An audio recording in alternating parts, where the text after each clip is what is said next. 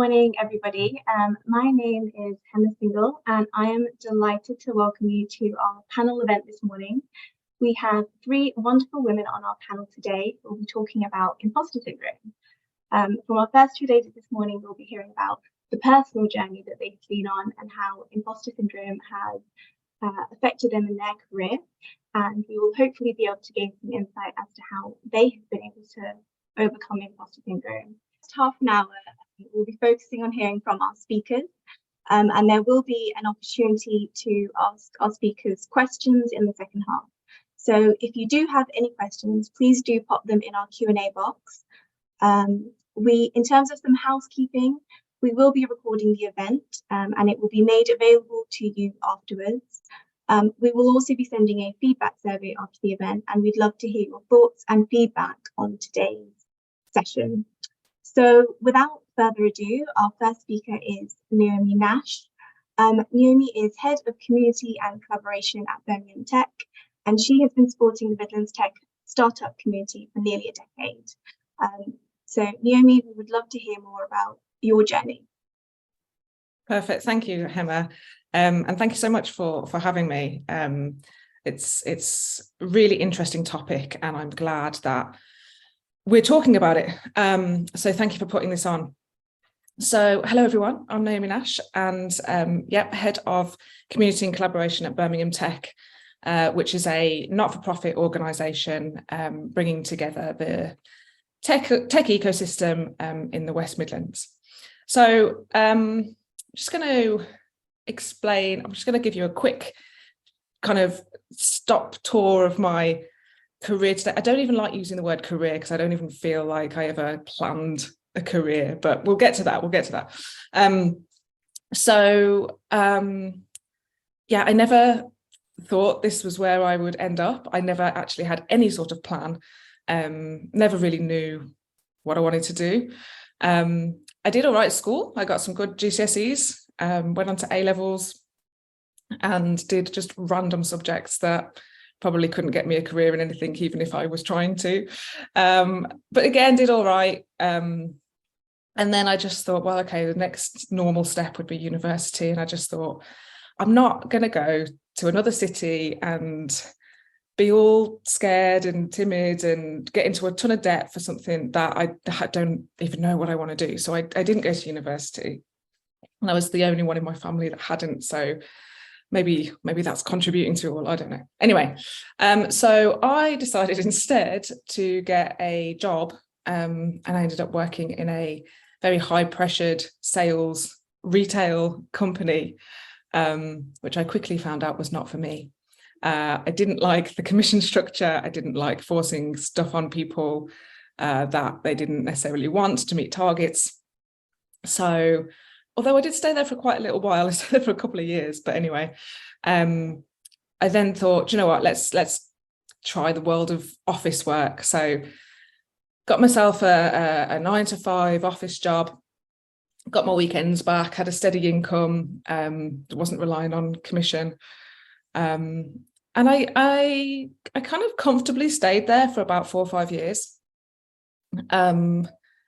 As just kind of junior office admin in some corporate world, and it was fine. And the reason that I left that company was because I had my first daughter when I was working there, and when I came back off maternity leave, they wouldn't give me part-time or flexible hours.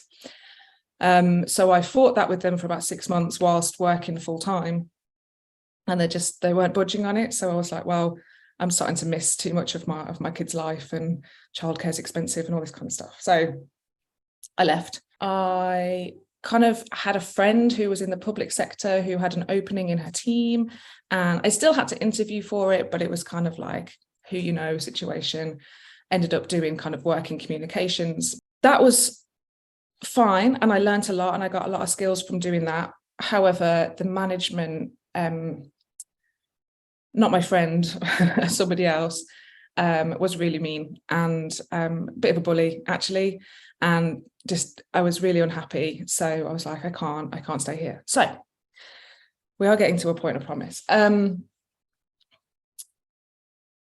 I'd kept my daughter in the same nursery as when I was in the office job, because I didn't want to move her because she'd only just kind of settled in and she was a bit of an anxious kid and stuff. So I thought, okay, well, if I'm going to change jobs, why don't I look for jobs back near where the nursery was, which is over by Aston University, which then I found Innovation Birmingham, which is a campus for the technology sector.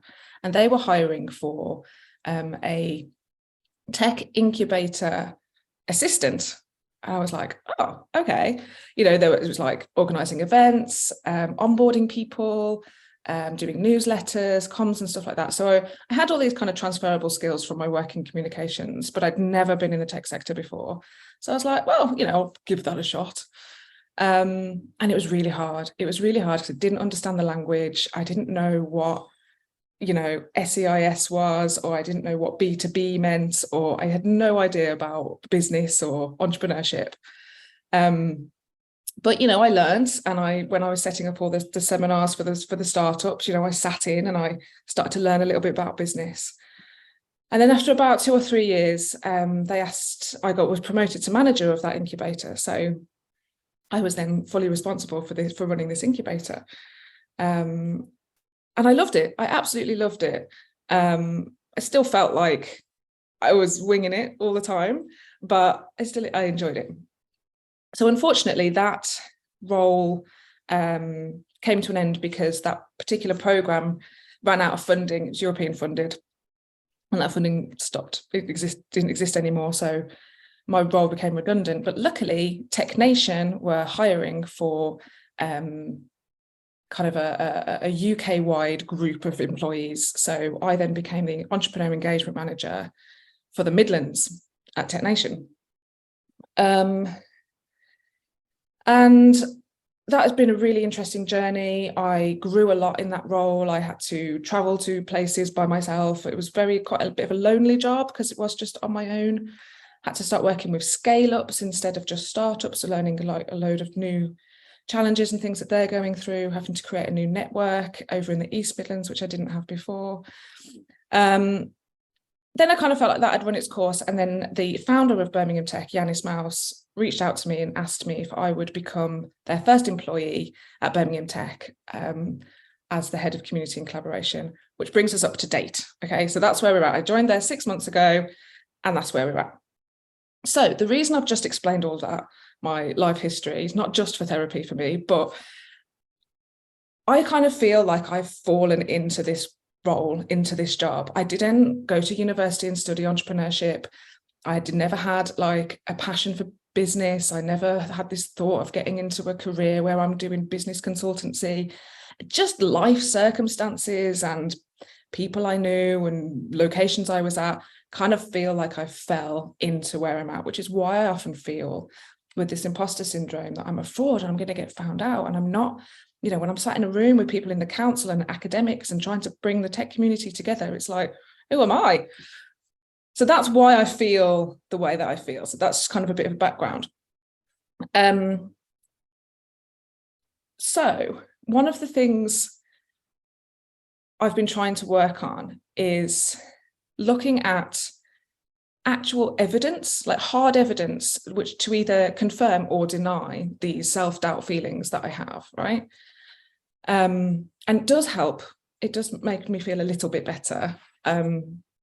It takes time, and you have to keep reminding yourself. So, okay, so I've fallen into this career, I still don't like that word, of tech and business support. But I've been doing that for nearly a decade now. Like, that's nothing to be sniffed at. You can't have a decade worth of experience and still not be good at it. Well, maybe you could. I don't know. Maybe you could. But so far, I've no evidence to the contrary. And the fact that I've had multiple jobs in that sector as well. It's not like I've took a job and then I've stayed in it because they couldn't legally get rid of me. It's, I've been hired and I've proven my case and I've stayed in those jobs. And then until this last job with Birmingham Tech, I was actually headhunted and asked to join a company. So that's fact. That is definitely what happened. So I have to take those facts on and remember, well, if I was that awful, that wouldn't have happened. A couple of other facts that I've been a bit like, so I was asked to be on the interview panel for the tech commissioner of the West Midlands. It's not part of my job. I wasn't expected to do that. I was asked to be part of that panel, to hire the person who's going to be responsible for kind of policy changes in tech and work with the mayor of the West Midlands. And my thoughts were actually taken on board and considered, and that happened recently. We'll be announcing that soon, who that tech commissioner is. So, that's a fact that I can say, well, I was asked to do that. I've been asked to host an event on International Women's Day, and this will be the 3rd year in a row that I've been asked to come back and host. And so if you can do anything today, if you can think of look at the evidence as to, okay, well, what evidence do I have to say, actually, I am good at this, or that counteracts those self-doubt thoughts that you have? And if you find that really hard to do, then reach out to a close colleague or a friend or family member and ask them to say, well, can you help me think of some facts to prove to myself that I am good at what I do and I'm supposed to be where I am and I'm not a fraud.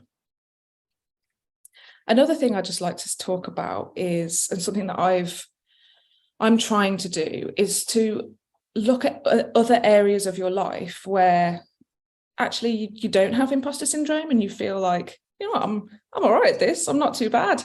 And that can be anything, doesn't have to be within your professional career. So I think I'm not too bad at cooking. I think I'm all right. I'm not the best. I'm no master chef, but, I think I'm good. I enjoy my food. My family enjoys my food. And I never worry if people come around and it ends up being tea time. I never worry that, I'm going to have to cook them something. I'm like, okay, yeah, I can do that. And so what I found is, what I'm trying to do is remind myself every time I cook something and I have and it's nice and it's tasty, I say, oh, this is all right. Now I used to say, yeah, it's all right, chicken's a bit dry, or could have been a bit, I don't know, more flavoursome. And I used to always find the negatives.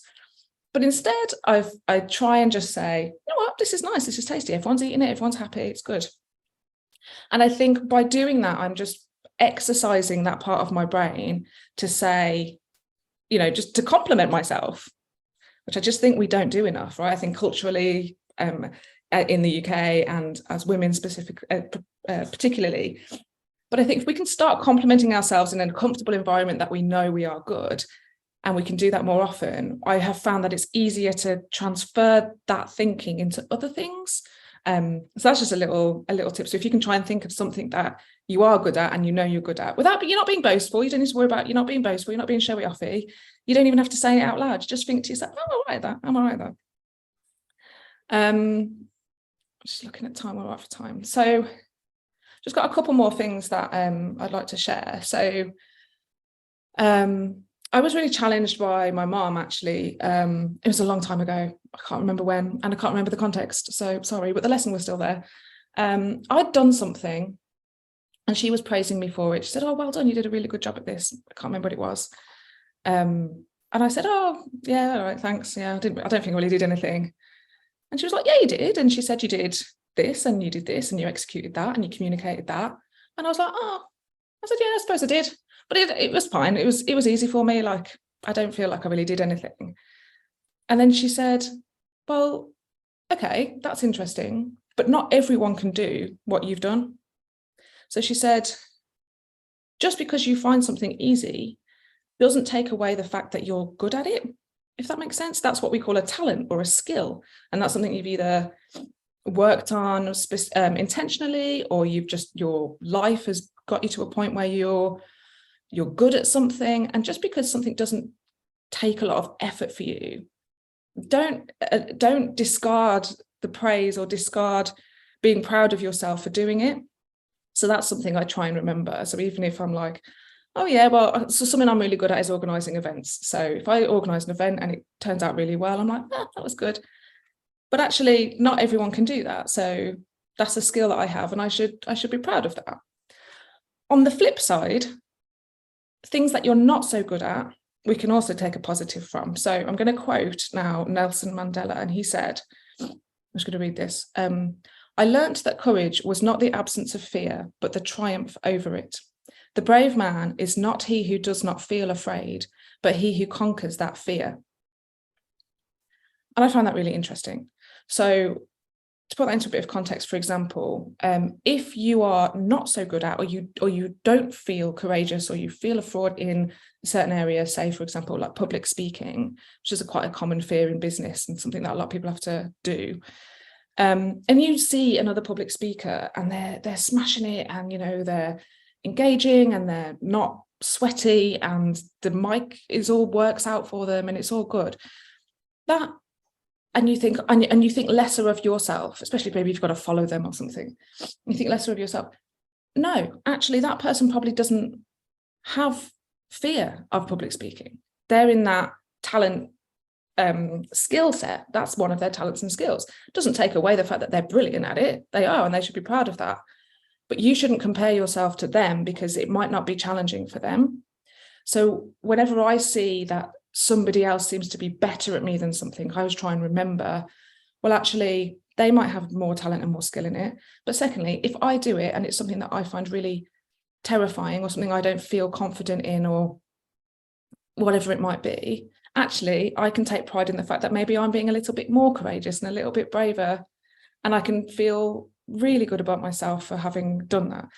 All of this is a lot easier said than done, and it does take time and practice, and you need good support people and people to praise you and be along for the ride with you. But I do hope that some of this journey, some of my experiences and some of the things that I've been doing can help you in any way. So thank you very much for listening. Thank you, Naomi. Thank you for sharing your journey with us, and some really useful strategies on how to be able to overcome a lot of the feelings that come with imposter syndrome. Please do remember, everybody, that if you do have any questions, please do pop them in our Q&A box for us to raise in the second half of today's session. So our next speaker is Laura Sisson. Laura is an investment manager in YFM's Manchester office. Thank you. Thanks very much, Hema. It's really good to be here today, and thank you very much for inviting me along. I think imposter syndrome is such an important subject, and picking up on some of the things that Naomi was talking about there, actually, I find it really fascinating how it can manifest itself in so many different ways, and each person's experience of that can be so different. So hopefully the people that are joining this call today will take some confidence from some of the hints and tips that Naomi gave there, and hopefully my own experiences as well might kind of bring to the fore some of the experiences that you feel as well that hopefully you can relate to, and hopefully we can help you come out the other side as well. So I guess to give you a bit of background on me personally, and I guess YFM as well. So as Hema mentioned, I'm based up in Manchester, and I'm an investment manager at YFM. We spend most of our time investing in companies that are looking to grow, and a large portion of that are sort of young scaling tech companies. So we're there to kind of provide the fundraising for them, and hopefully look towards the future and become bigger and better companies as a result. So my own background is very very different actually to Naomi's, in that I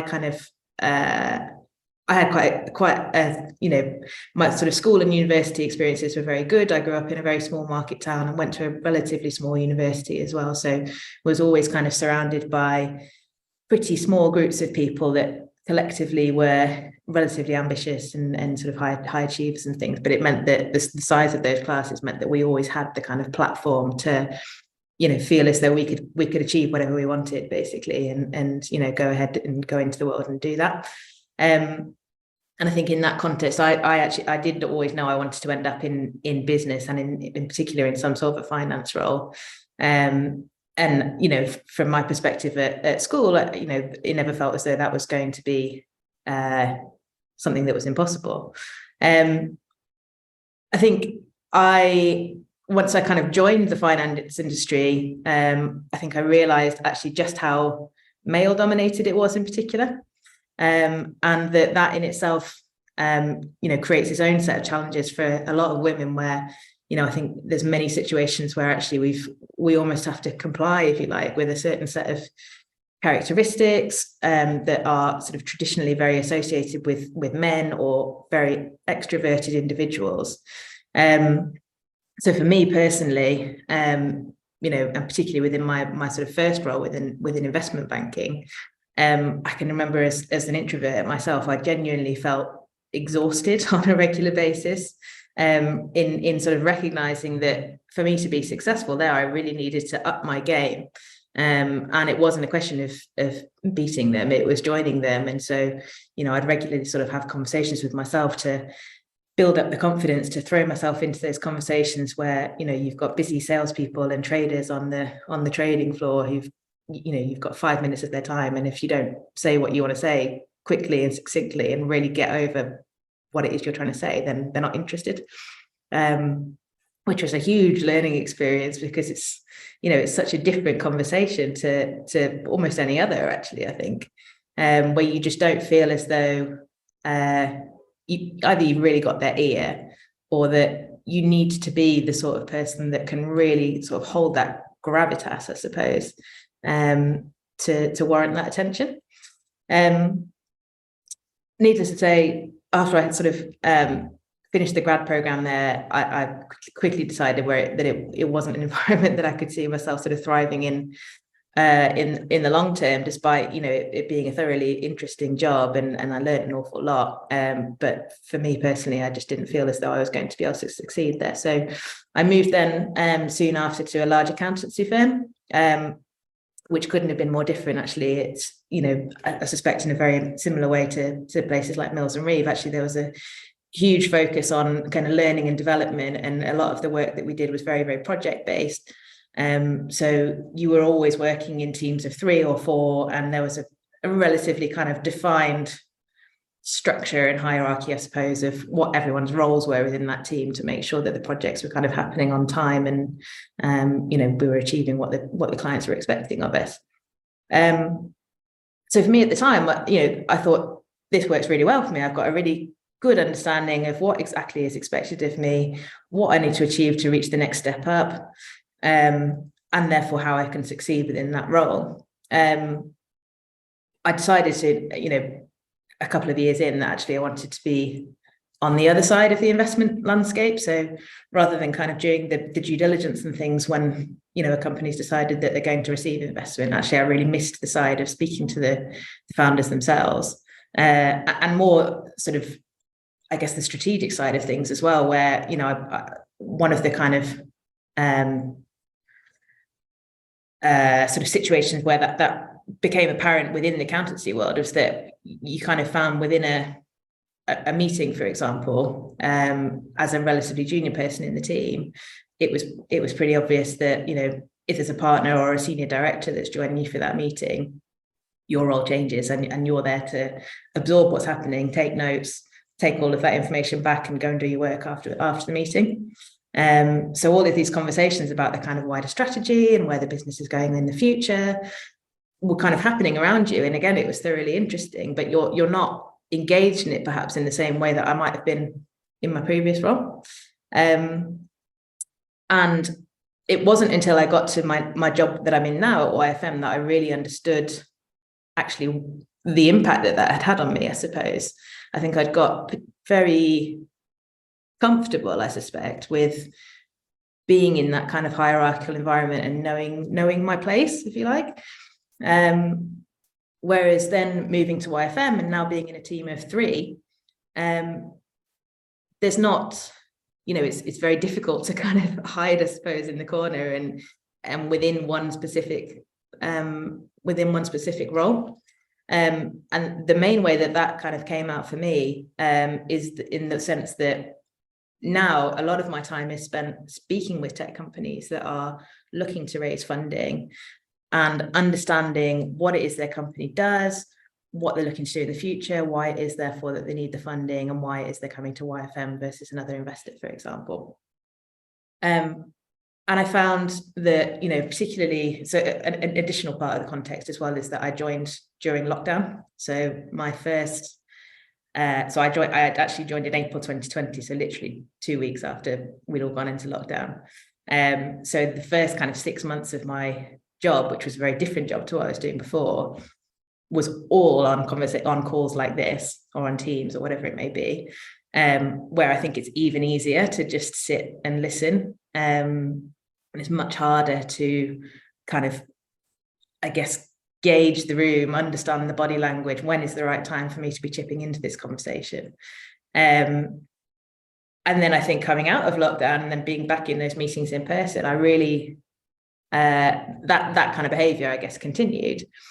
And it wasn't until my boss pointed out to me that this was happening, and, I just want to make sure everything's okay. Like, is there anything wrong? Is there anything, is there any reason why, we don't hear very much from you in meetings, despite having really good conversations with you when it's just one-on-one? What can I do to help? And I hadn't even recognized it in myself, actually.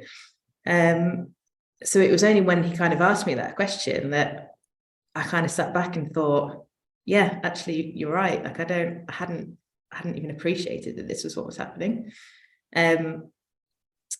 which was absolutely the right thing for him to do. And it, I think for me, it really kind of opened my eyes as well. But it did make me sit back and think, well, why is this happening? And to pick back up on what Naomi was saying before about the facts of the situation, I suppose, they'd hired me because they thought that I'd be good at the job. And my boss used to say to me pretty regularly, we've hired you because you're smart, you're very personable, we think people will like you. I've got full confidence that you're not going to ask a stupid question. So, it's not as though you should feel as though there's any restrictions from me in terms of, just letting yourself go and just asking those questions. And day to day, I consider myself to be a relatively sort of self-assured person. I think my friends and my family would often comment that, I can kind of take on a challenge and be a bit like a swan, I suppose, where, from the outside, you'd have absolutely no idea that there was any sort of lack of confidence or confidence in my own ability to overcome that challenge, even if under the water I might be paddling as fast as I can. But why was this then happening in this particular scenario? And so I decided I need to do something about it. I wanted to push myself out of that comfort zone. But I then found that over the next sort of handful of meetings, I'd then get myself into a vicious circle of building it up in my mind and saying, well, I know this needs to happen, so I know I need to ask a question. Okay, let's go, let's do this. And you build it up and you build it up, and just, it could be the most basic question. So I don't know, how long have you been doing your business? Like, what were you doing beforehand? It could be such simple things, but it becomes such a big thing in your mind that it almost then makes it even harder. And I just got myself to a point where I just felt awful about it and thought, I'm not only am I letting myself down now, because I know I can do this, and I know these individually are really small things, but I'm letting my boss down as well. So this needs to change. And I think, again, picking up on what Naomi says, I found that through all of this, the key thing for me was having my boss there as that support, and the person that was really encouraging me in the right way to find a way through this. To skip to the end bit, I think what sort of finally unlocked it for me was to take a step back and look at what was driving it. So one thing was that, the tech founders that we were meeting, I kind of realized in my own mind, I suppose, that they would be having all sorts of conversations like this with a whole variety of investors. Some of them might be tech specialists, but others are going to have no clue about what their business is. So as much as people say it, and as much as it's a cliche, no question is a stupid question. Just ask it. The second thing, and the main thing really for me, was that I found that, in that kind of meeting environment, once a conversation was in full flow, a bit similar to what I was talking about on Teams and Zoom earlier, is that once it's happening and people have already started to build up that rapport, and, you've got a founder who's talking directly with my boss already, why are they going to want to hear from me at that point? Like, how am I going to sort of pierce into this conversation, I suppose, and make my own entry when they've already been speaking for 10 minutes already? So a really little thing that we tried, and that, me and my boss would agree was going to happen in every meeting, was that when a meeting started, I would be the first person to speak, and I would ask the first question. And it was so small, but it gave me the confidence to just just go, just do it. But also it meant that in my mind, for the founder that we're sitting on the other side of the table of, they've recognized I'm here now, and it's me who's asking this question. So I must be a, you know, a valid part of the team, a relevant person to be speaking to. And actually just asking that one question then meant that it then gave me the confidence to say, okay, well, I can ask question number 2 now because they've answered the first one. Now I can ask question number 3. And over time, it had such a massive impact. And, you know, I think it's the learning for me is kind of, I guess, taking that step back, looking at what it is that's kind of happening in your own situation, understanding where the blocker is really coming from, and trying to find that little thing that, you know, means that you can take one step forward and another step forward, another step forward, and before you know it, you're doing it, and it's, you know, you've overcome it, and it's great. So it's a really specific example, as I said right back at the start, and I think this kind of experience is very particular to me. But equally, as Naomi said, with things like public speaking as well, for example, it's still an experience that I think a lot of people can relate to, and you know, hopefully, kind of going through that can help others. And for me, it's about finding that little strategy that can just help you get through that on a daily basis. And again, as Naomi said, don't think you're going to overcome it overnight, because it just doesn't work like that. But have the confidence that you are where you are for a reason.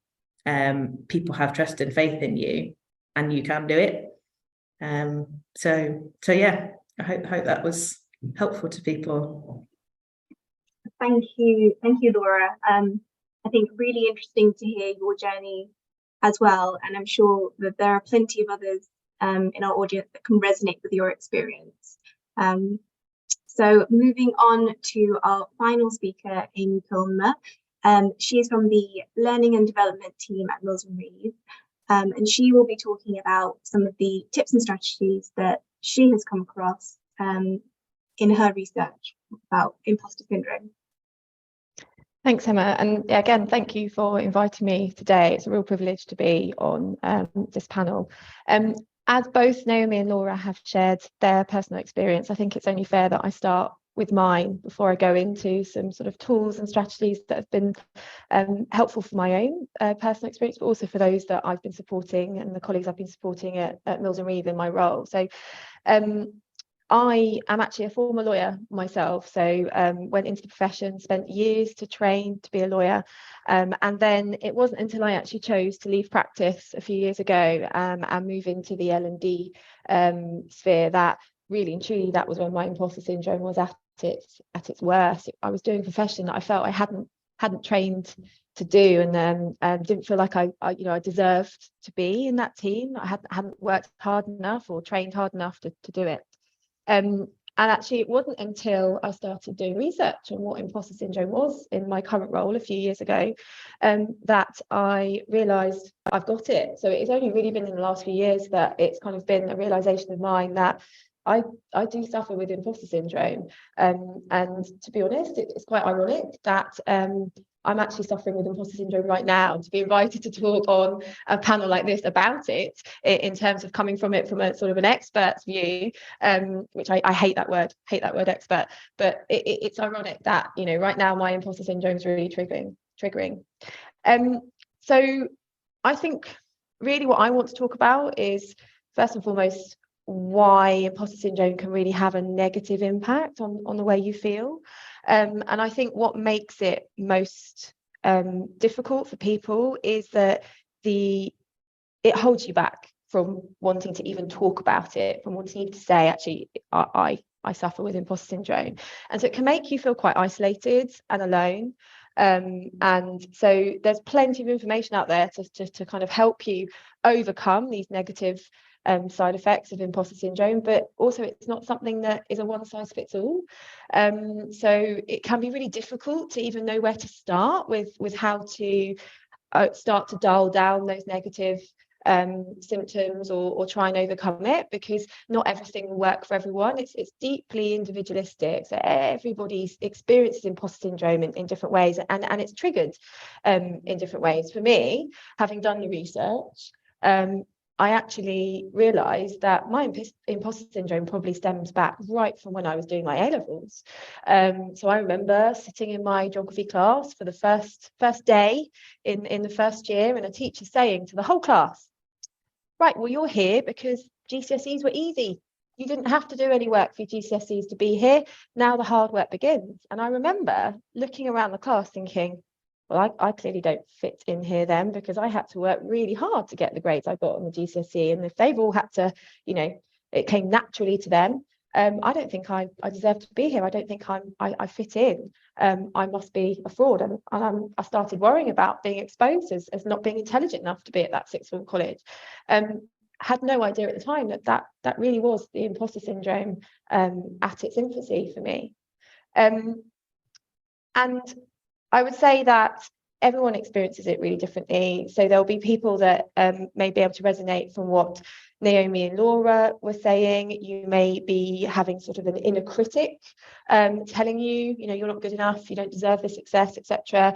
Others that I have worked with at Mills and Reeve around imposter syndrome have shared with me that they experience it in terms of their body. So it could be a raised heartbeat, it could be a physical pain in their stomach, or tension in their back, neck, anything like that. So again, it's really varied, and that's what makes it really difficult to know where to start, because there isn't really a magic wand answer for everyone. It does take time.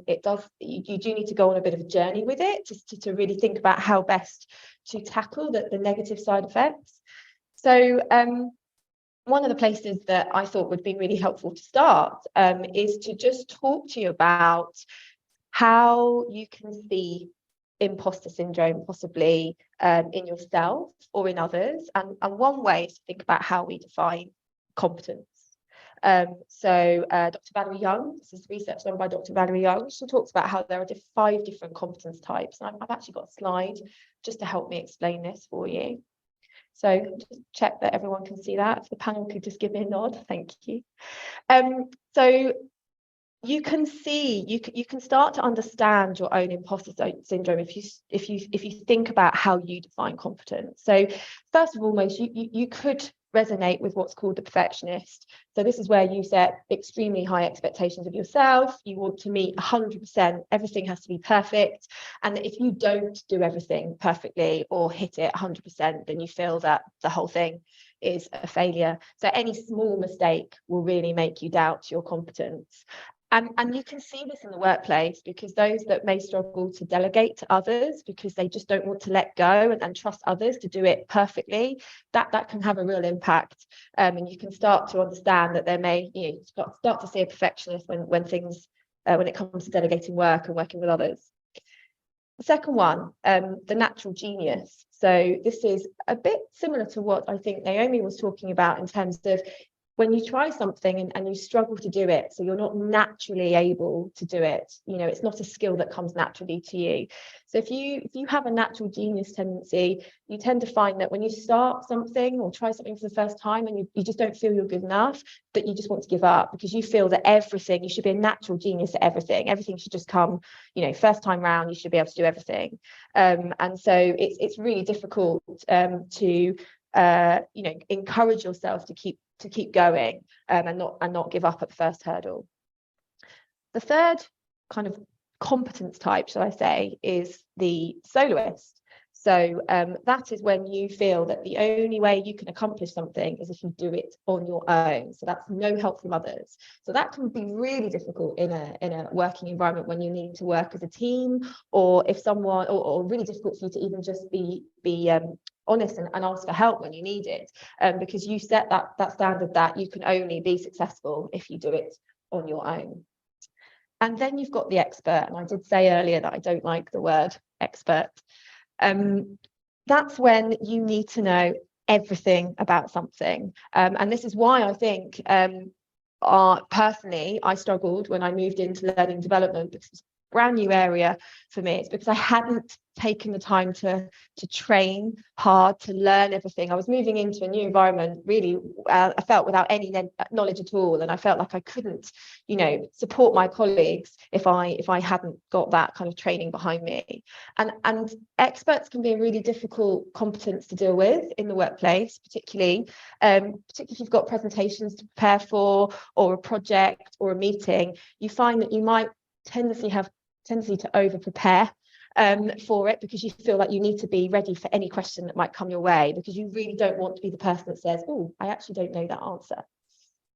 And then finally, the superhuman. So this type of competency is around pushing yourself to work harder and harder to prove yourself that you're not an imposter. So you feel you need to kind of succeed in all aspects of your life, not just your career, but personally, you know, fulfill lots of different roles, particularly if you're a parent or you do sort of other hobbies that require you to kind of do something like on a social committee or a treasurer for the local school or whatever it is, working for a charity as well alongside what you do. So it's trying to be excelling at all of those roles, which really in reality is very difficult to do.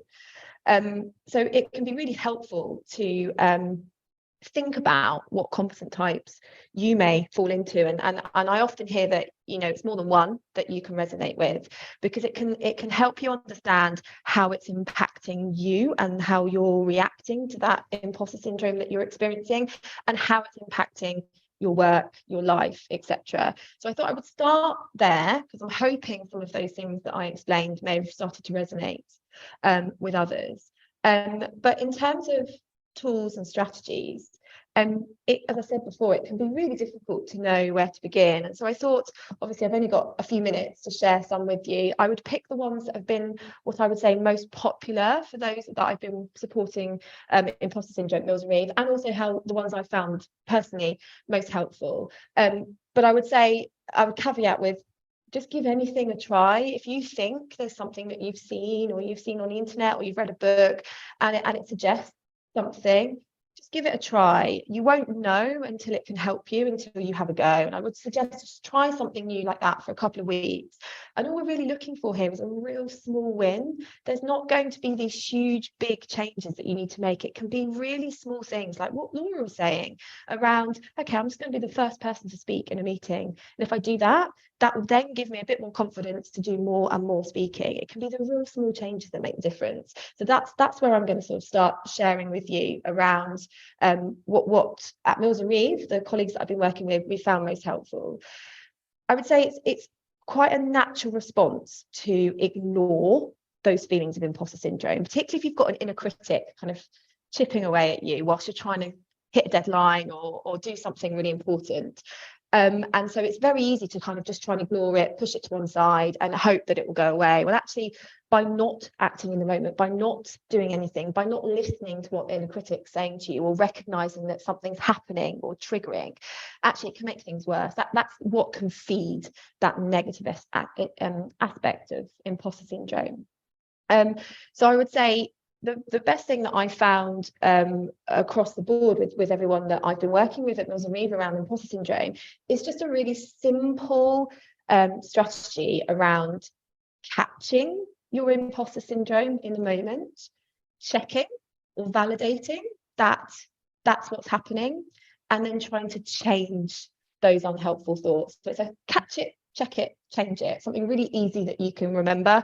And I think the best thing that anyone can do before they think how they want to start overcoming it is to really understand what is happening, when those thoughts are being triggered, why are they being triggered, listening to your body, understanding if it's an inner critic, if it's a voice, if it's something more physical, and building up a pattern of when these things are happening, a bit like a kind of an encounter journal, or a list of kind of the kind of key things, really, how you're feeling in the moment. Is there anyone that you turn to for support in that moment? What thought patterns keep occurring? When is this happening? And when I did this, when I gave myself that time to just think, okay, my inner critic is talking to me, right? I'm going to put everything down. I'm going to pause for a few minutes. I'm going to clock what's happening. I was realizing that the pattern for me was around every time I was doing something brand new for the first time that I'd never done before. That was when my imposter syndrome was really at its highest. And actually, by building up that pattern, that kind of those warning signs and those triggers, it can be really easy, much easier for you to then understand how best to check it and change it. Without knowing that pattern, it's difficult. It's difficult for you to understand what's actually going on for you. And as I said, it really is different for everybody. So I would really kind of advise that anyone that isn't sure kind of what imposter syndrome is for them is to just kind of give yourself permission to just take some time out in your day and catch it in the moment when it's happening. Write it down, make a list, whatever it is, rather than pushing it to one side and hoping that you can deal with that, at the end of the day or next week, etc. So it's really about catching it right in the moment. And then my favorite bit about how I have really come a long way with my own imposter syndrome is the check it stage. So this is where you need to be consciously acknowledging your imposter rather than ignoring it. You understand now that it's there because you've caught it in the moment, but finding kind of a way to almost build a relationship with it, whether it's an inner critic or whether it's a pain or something that's happening to your body. But it's to kind of be a bit more curious as to what's going on, maybe thinking about asking yourself questions as to why this is happening. What is it doing? Is it there to protect me? What's my inner critic saying to me and why? So I read this really helpful book called The Imposter Cure by Dr. Jessamy Hibbard that talked about creating a relationship with your imposter, almost treating it like its own persona or character or creature, almost kind of giving making it come to life essentially. And so having read that book, I thought long and hard about what would my imposter sound like? What would it look like? How would I talk to it? How would it treat me? And I am a huge Harry Potter fan. So I realised that actually my imposter is essentially Dobby, the house elf from Harry Potter. So apologies to anyone that's listening in that has no idea of who Dobby is or doesn't really like Harry Potter. I thought I'd share a picture just to kind of give you a little bit more of a visual. So Dobby in Harry Potter is a very childlike creature, very high squeaky voice, really immature. You can just see, look at those huge eyes looking at you. He's there to try and protect Harry Potter, keep him out of danger. He doesn't do a very good job at the beginning at that, but he does get better. And I resonate really highly with Dobby being my imposter, because I see it like that childlike voice, particularly if my imposter stems right back to when I was, just an early teenager. I imagine my inner critic is a child version of me trying to protect me from danger. And I started to be quite curious with it and thinking, well, why are you triggering now? What's going on in my head? And I started to realise that actually it's there because Dobby doesn't want me to fail. He doesn't want me to embarrass myself. He's there to protect me. It's just a part of me that's protecting me. But actually, the voice, the constant, you don't know what you're doing, you're not good enough, you don't fit in, you're an imposter, etc., actually isn't helpful. So although the intention is to protect me, the actual kind of effect is the opposite. It's making me feel really bad. It's stopping me from being able to get on with my work. It makes me feel really miserable. I'm overthinking, etc. So I decided to build a relationship with him. I talk to him now. So if you ever see me in the office, those are Reeve colleagues, talking to myself, it's actually not me talking to myself, I'm talking to Dobby. Essentially, it's easy for me to be able to shush him, push him away and say, no, not right now. Thank you for your concern, but I really don't need you.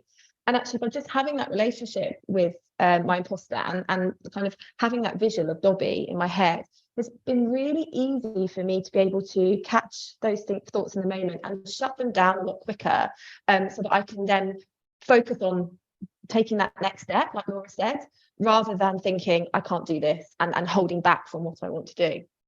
So some of the questions that I asked Dobby are, okay, what assumptions am I making right now? Why is it that I don't think I can do this? Or how have I overcome this challenge before? What can I do that I did then that I can use now to help me move that one step forward, like Laura said, just to build a bit more confidence to be able to take that action. And again, what Naomi and Laura were saying, think about it from a friend's point of view. What would my best friend say to me right now? What would my mum, Naomi, I loved it, love that example of your mum. What would they say, and what would they tell me to do? How would they advise me to respond? And just thinking about, well, let's think about the best outcome here. If I visualize a success, how will that change my view now in terms of taking that first step?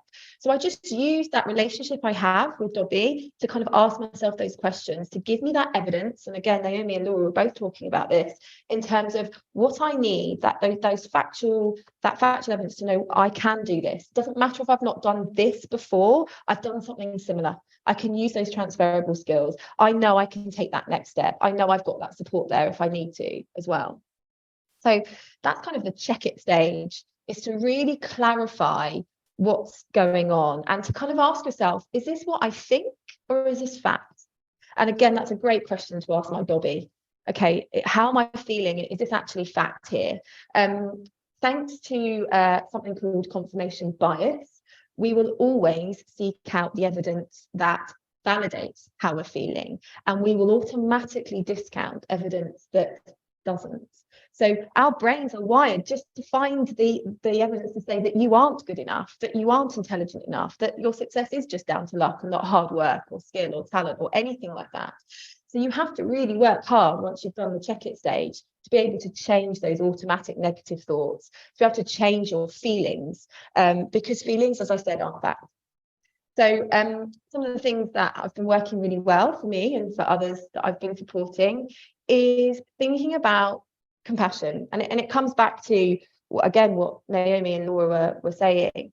Actually, we are the first to put ourselves down. But if we were to say what we say to ourselves or think about ourselves to others, we wouldn't dream of doing that to loved ones. We wouldn't dream of saying to our best friend, oh, that big presentation you've got coming up, yeah, you're not going to do a very good job at that.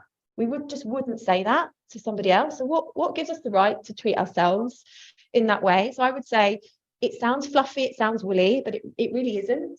Treat yourself with some compassion. So put yourself in the mindset of what a loved one would be when they're talking it through with you. And sometimes when I'm really, really struggling with my imposter syndrome, I have to force myself to think of my 5-year-old daughter. She started school in September, and I have to force myself and think, well, would I ever turn around on her first day of school and say, yeah, you're not going to fit in there, you're not intelligent enough, you're not going to have a very good day?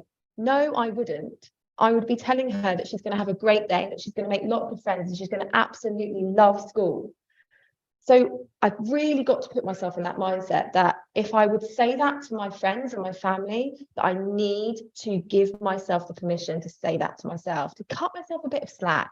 I'm not going to get everything perfect. I'm not going to get everything right first time. As long as I'm taking action first to build up a bit more confidence, that's when the confidence will come. So you can't expect confidence to just land on your plate. You've got to take those first steps, like Laura was saying, and build up that confidence bit by bit. So that's the catch it, check it, change it strategy. As I said, there are plenty of other things online that you can look at, you can try out. But I have to say, in terms of being able to find time to work on my imposter syndrome, that has been one of the easiest things to be able to do. It's have something very simple, very small, doesn't take much time, but it has made a huge difference with the way my brain reacts in moments like that. I've found that now I don't automatically go to the negative thoughts. Actually, sometimes I now find myself saying to myself straight away, you've got this. Okay, you've not done this before, but you've got this. Think about that scenario and how you can transfer those skills. So by just from practicing that, the more often I do it, the more automatic and more positive that habit has been embedded in my own thinking. So that's just couple of simple things to share with you. Thank you. Thank you, Amy. Lots of really useful information there and some strategies for everyone to think about. Moving on to some questions from our audience then. I think the first one I'll direct to you, Laura. I think we recognise that in your current role, your boss has been very supportive and has helped you with managing your imposter syndrome. We usually treat imposter syndrome as an individual's problem, do you think that there is a role for leadership to recognise and help individuals with imposter syndrome? Yes, absolutely. There's no question about that at all. I think it's so important, because without my boss, A, I wouldn't have recognized it, I don't think, and B, I wouldn't have been able to find the steps that's ultimately helped me to overcome it. So his role in my own experience has been massive. So yeah, I absolutely think that there's a role there. I think there's a couple of ways to break that down. One is to, I guess, normalize the feelings, first of all. You know, and if you've got somebody that you're their manager or you're their mentor or whatever it might be, just provide that affirmation, I suppose, that they're not alone. You know, they're not the only person in the world that's feeling like this. It's perfectly normal. And actually, you know, if you've experienced those things yourselves as well, share those feelings if you feel comfortable doing so, because that just acts as another really important way of normalizing those and making somebody feel as though, you know, it's not just me, it is normal. And I think the second thing really is just kind of providing that kind of safe space, I suppose, and the platform as well to really overcome it. So, you know, I think it is, again, it's affirmation. It's kind of giving that encouragement, recognizing the small wins and those small steps that as the individual is taking them. And over time, I think, you know, that's what really kind of provides that platform to really, you know, allow the individual to build on their own confidence and continue making those steps. So yeah, it's I think, you know, you as an individual will obviously know the person better, but for me it was really kind of that open environment and the open questions, I suppose. It was never a pointed question to say, you know, you're not doing this part of your job, like, why aren't you doing it? It was, is there anything I can do to help? Is there anything that's going through your mind at the moment? And it's that safe space and that encouragement. So yeah, I think it's a huge role, and definitely one that I'd advocate if it's one that you recognize. Great. And I suppose that also goes to answering another question that we've had from our audience, which is, how can we support others with imposter syndrome? Naomi and Amy, would you have anything to add to that? Yeah, I think it's quite an interesting one, because you don't always know, right? Like what Laura was saying about being that swan, and, you know, we mask, you know, how we're feeling, and maybe we've over prepared, and so we come across really competent, but we don't necessarily feel it. So I think I would say, don't be ashamed to say that you have, but I understand that by having imposter syndrome in itself would mean that you might not want to say that you have it.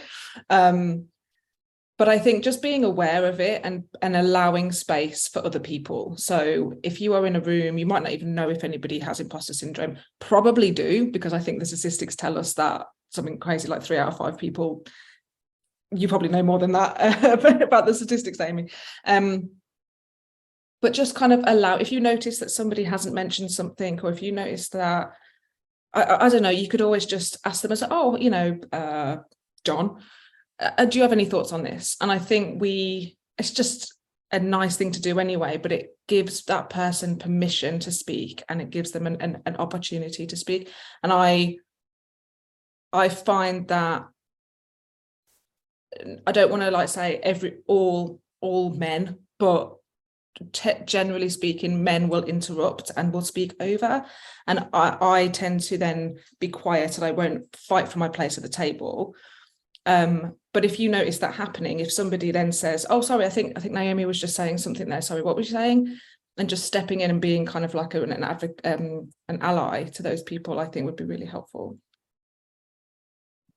Yeah.